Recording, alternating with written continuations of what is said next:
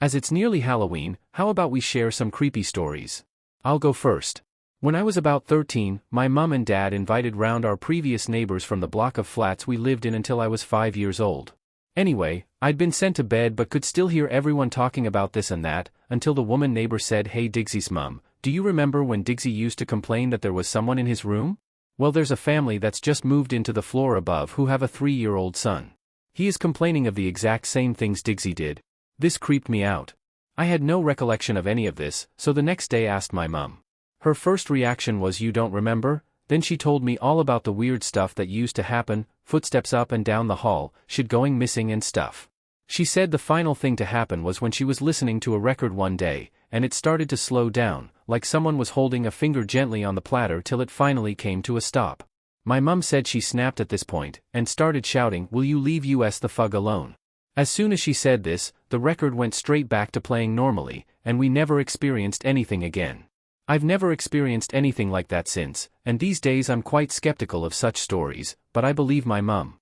Strangest thing is how I found out about it, from someone else 10 years later experiencing something similar. So Reddit, Halloween is almost upon us. Now's your chance to share something freaky. When I was younger, we frequently visited my grandparents around holidays even though we didn't live in the same town. My aunt lived 2 houses down from my grandparents. The lady in the house between was creepy. She was a large woman over 6 feet. She wore logging chains around her neck, a dress and work boots.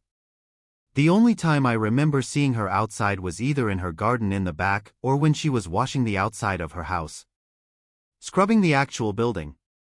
She did this often. During these times she would yell at us kids and call us all kinds of things. She would tell us the devil would be coming for us.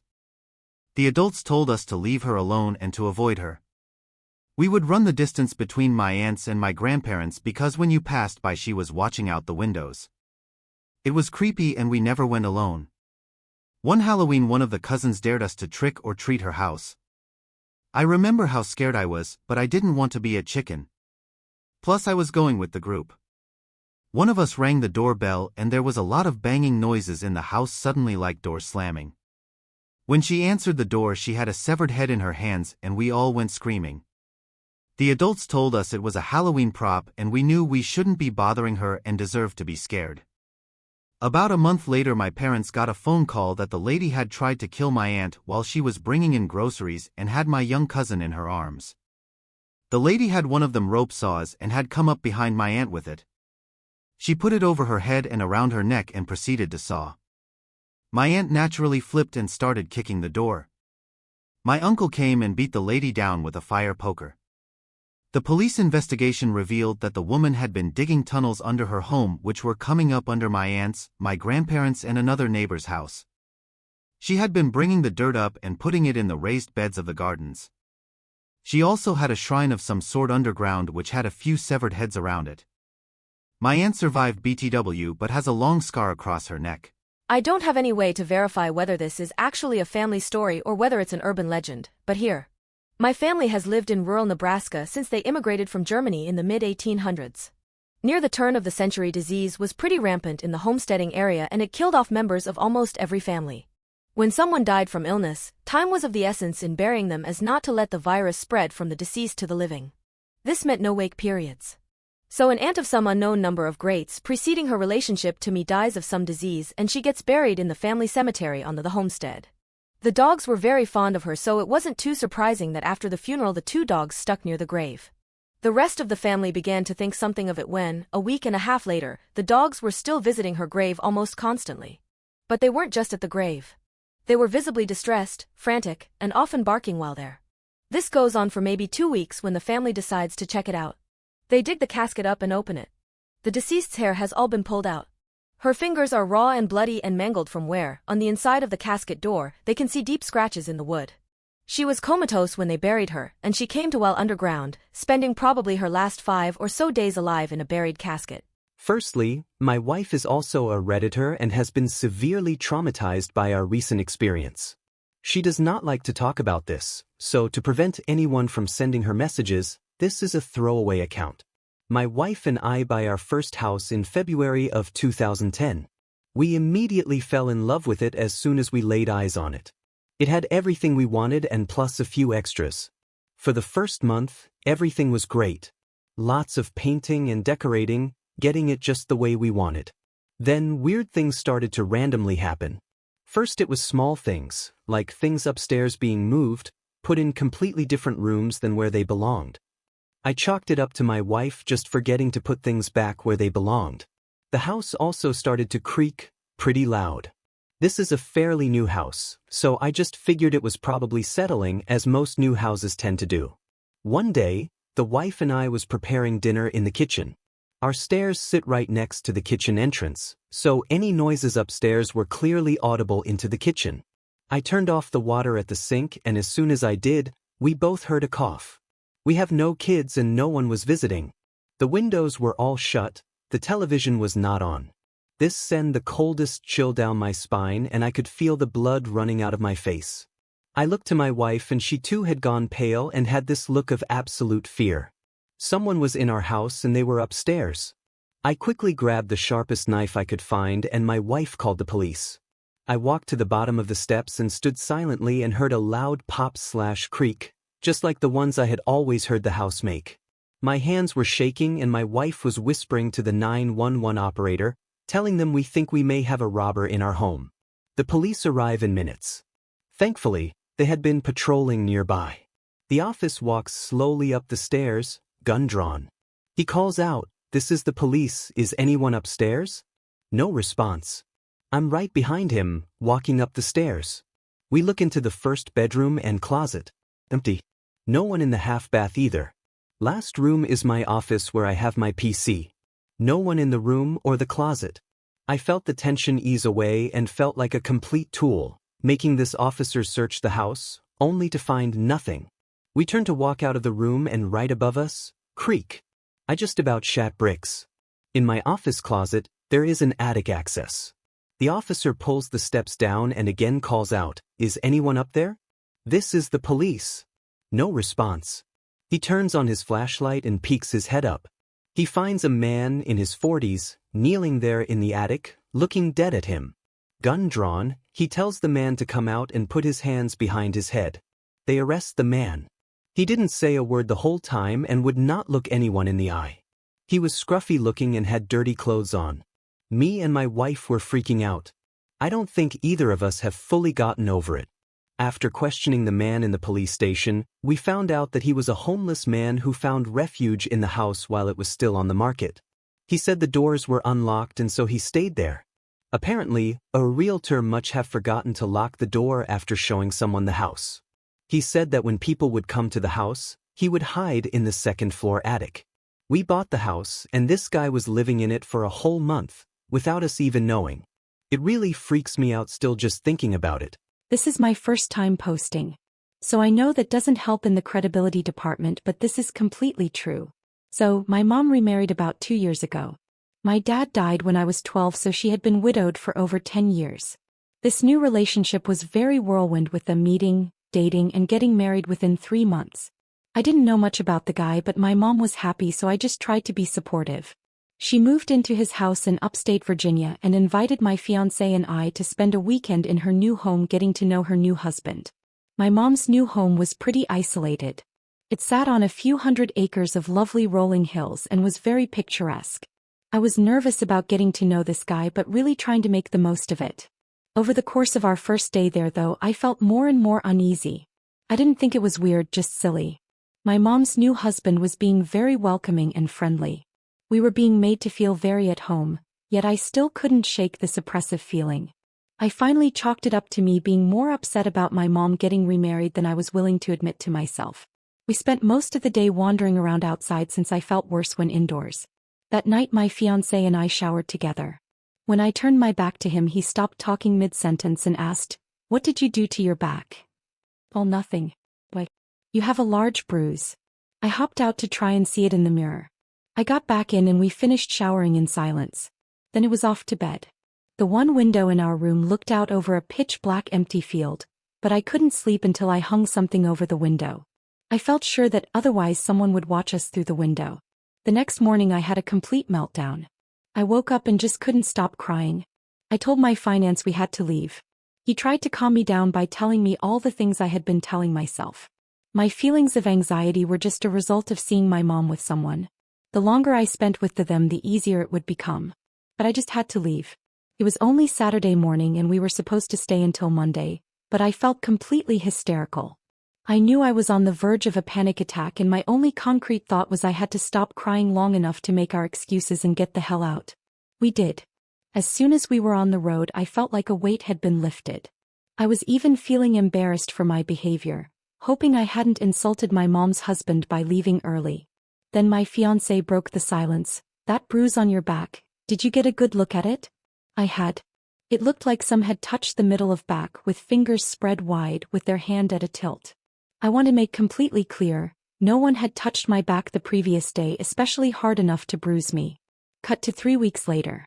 My mom comes to visit me. The entire time she's hounding me to come stay with her again. After finally trying to change the subject for the 5th time, I level with her. Before I've even finished telling the story, her face is white as a sheet. She tells me she has been feeling the same way in the house. He hates it. She wants them to move as soon as possible. And the real kicker. Her new husband's previous wife shot and killed herself right outside in the same field our room window overlooked. Fug everything about this thread. But seeing as I'm here, and now completely awake, I'll share a few stories. Lots of creepy things have happened to me growing up. My mum's a spiritualist and for a while a medium. It's something she said you really had to train at, so things used to happen quite a lot around her. Not a lot happened to me, but one of the things I remember most was a party we were having in my house. It was late and everyone was crashing in my and my little sister's room, and we were having a big pillow fight, cliché I know, in the dark. All of a sudden my friend stops and takes a weird gasp. Now my room was strange, it was very narrow, only having enough room to fit a bed and a table, but it was very long. At one end of the room there was also 3 steps that led down onto another smaller area. My friend was looking down at this area, and as I looked down, I could see the figure of a cloaked man standing at the top of the steps. I freaked the fug out and banged the light on, and sure enough, no one was there. There was about 5 to 6 of us in the room and every single person saw the same man. Whether or not it was a trick of the light is debatable, but we all slept with the light on that night. We were all around 12. Another event I remember was an evening I spent in my friend's house, a different friend, let's call her Lisa, still about 12. Her parents were out for the night, so we were all up in her room, playing music and dancing like Egypts. There was about 5 of us that night too. She had a big golden lab dog, and all of a sudden, he got up out of the room and ran downstairs and started barking. Next thing we hear what sounds like Lisa's dad literally screaming, "Lias Assassa." We all freaked out, 'cause her dad didn't know we were there and was gonna have a complete shit fit. We whacked the music off and ran downstairs, only to find that her dog was barking at a random corner in the room. We didn't take too much notice of this at the time, but we all ran out the back door and ran a little up the street. I looked around to notice Lisa wasn't with us, and started back towards the house a bit. It was at this point I noticed there was no car at the house, meaning there was no way her dad was back. Lisa then came running out of the house in tears, saying something had stopped her coming out the garden and was saying her name. I brought her back to my house and she stayed there until her parents came home. It wasn't until about 3 to 4 weeks later, I wanted to go over to her house and see if she wanted to come out. She lived in a house that was across a field from mine. I tried ringing but got no answer, so I got my old video camera and used it to zoom in to see if anyone was in. The way her house worked was there was the living room, then the kitchen behind it. There was a window directly behind the living room window in the kitchen, so you could see straight through into the garden. I was checking this out when I noticed a figure moving in front of the light from the window and blocking it. I thought grand, she must be in, but with closer inspection I noticed that the figure was someone I had never seen before and they were staring right at me, from across the field with my camera. I fucking freaked. I called my sister in to have a look, but when I came back in, it was gone. We were there another few minutes when a car pulled up, and Lisa and her whole family got out and brought some shopping into the house. I told her about it much later, and she confessed she saw things all the time in that house. Needless to say, I stopped staying as much. Another event was with my brother. He'll never admit it, but he's very receptive to otherworldly kind of things. The story I remember the most was when we lived in a 3-story house. He had the top floor, but he also had a recliner chair in his room, a Joey chair. He started complaining that he'd see what looked like the shape of a person in his chair, but always assumed it was the way he'd thrown his clothes on the chair. One night, he decided to investigate. He got up and walked slowly over to the chair, and when he got inches away from the face of whoever was in the chair, it disappeared. I have never heard my brother scream like that in my life. Everyone on all 3 floors heard him that night. He would also see things like nooses hanging from the ceiling, etc. I have loads of stories like these, but I'll stop here. No one will probably see them anyways, but if you fancy more, let me know. Gonna try and sleep now. Oh sorry if my spelling's shit. This isn't much of a ghost story, per se, but it fits the theme and I think some may be able to derive a bit of humor from it. Back in high school, around the end of my junior year I believe, it became popular to go on these adventurous endeavors to haunted places. Literally a group of about 30 of us would carpool to some abandoned house one weekend, or to some secluded forest the next, spending the days at school in between searching for more places like this in the area. Anyhow, we had this cavalier nature about us when it came to potential hauntings. At some point, a friend of mine who was several years older than me told me about how he and his friends would do similar things when they were young. His childhood home backed up to a huge farm and he and his friends would spend their days fishing or hanging out on this farm, so they were quite familiar with it. The owner, apparently a very religious man, a priest or pastor maybe, had owned the farm and a small house on the property. The story went that the owner had been locked up for murder and died in prison, leaving the farm to whomever, and it wasn't kept up. However, upon hearing the news of this man's demise, my friend told me that he and his friends had decided to go into this house. I guess the windows had been busted out and they opened a door and walked in. He described them fooling around and trying to scare one another. But, he had decided to walk up the stairs and upon his reaching the 2nd floor he saw a coffin in the main, open room. The way he had explained it to me was that he didn't know what it was immediately and sort of sauntered over to check it out only to have the sudden flash of realization that this was a coffin in an abandoned house. I suppose he and his friends made a quick retreat from the house. Of course, he told this part of the story much better, peppering in more details about the man who owned the property that gave the story that mythical, supernatural sort of feel. I remember being frightened by his delivery and sincerity, though it is quite likely he had rehearsed it before for occasions like that. This story had taken place 15 years or so previous to him telling me. I told one of my adventurous cohorts the story and we thought it would be a good idea to investigate it. I knew where this person had lived, so we assumed we could simply walk behind his house, find the farm, then find the house. We had a grand plan to bring the whole group out on the weekend, but we weren't sure if we were being strung on a lie, or if this place was still there if it were true. Anyhow, after football practice one weekday, he and I drove out to the street my friend lived on. There was definitely a farm behind his and his entire street's homes. We decided to go ahead and sneak through someone's yard and onto the farm to see if the house was there. Once we made it through the manicured, suburban yard and through the brush separating the farm, we were knee-deep in an overgrown field. We sort of hacked our way through a bit, and sure enough as we made it to the edge of a hill the house was only 100 or so yards away. We had made it that far so we decided to go in and investigate. As we approached this house, there was a huge, black bird perched on its roof. Once we were within 20 feet of the house, the bird flew away from the house and perched upon a tree adjacent to the house. Being a bit nervous, we began questioning why the bird had made such an odd move, but thought better of making a big deal about it. Now, this house is the prototypical haunted house. It had that quaint, historic look to it, with the broken windows, eerie shadows, and sort of ominous stature one associates with a haunted house. There was even a grave marker in the front yard.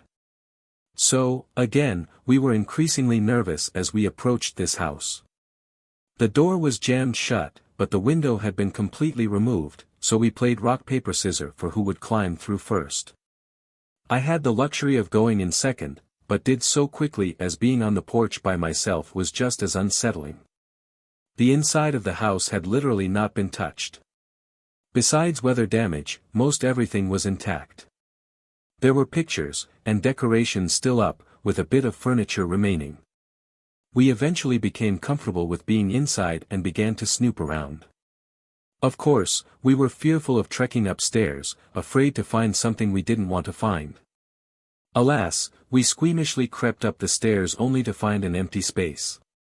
At this point, we became at ease with walking around the house, laughing off the ghost story mystique. As we looked through the main floor again, I noticed that there was a tiny door in the kitchen. It was about knee-high. Undauntedly, we flung it open only to reveal a dark, stone stairwell that a person would literally have to crawl down. Its presence alone was terrifying, for some reason, but it had a landing about halfway down, with the stairs turning a different direction and out of our sight. However, perched on the landing and partly concealed by the walls to the other part of the stairwell was a large, rectangular, wooden box, a coffin. Now, my friend and I weren't exactly small people, so I would imagine the sight of us pale-faced, with a cartoonish hair-on-neck shocked expression trying to both squeeze out of a window at the same time would have been quite comical. Not to mention the both of us in a dead sprint heading away from this house through waist-high weeds. I still laugh thinking about both of us running like that. Anyhow, we turned to look back about halfway to the end of the farm just in time to see that massive, black bird fly back from the tree and onto the house. We probably made double time from that point on. Not nearly as cool as the other stories, but it's as close as I've been to it. In hindsight, the whole thing was a bit odd, most especially the behavior of the bird. My friend and I attributed it to some sort of supernatural power, so at the very least we had a better reason to run like children.